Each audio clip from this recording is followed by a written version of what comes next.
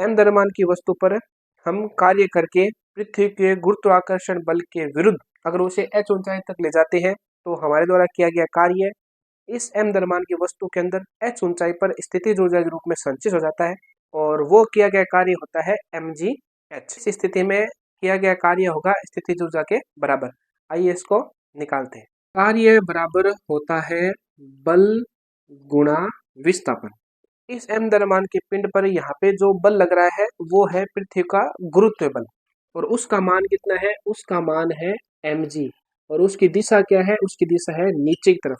लेकिन हम इतना ही बल इस m द्रव्यमान की वस्तु पर लगा रहे हैं और इसको ऊपर की तरफ ले जा रहे हैं, तो इस स्थिति में जो बल का मान आएगा वो कितना होगा mg और कितना विस्थापित कर रहे हैं, h विस्थापित कर रहे हैं। तो इस प्रकार से किया गया कार्य बराबर हो जाएगा mgh। यह किया गया कार्य ही h ऊंचाई की वस्तु में स्थितिज ऊर्जा के रूप में संचित हो जाता है।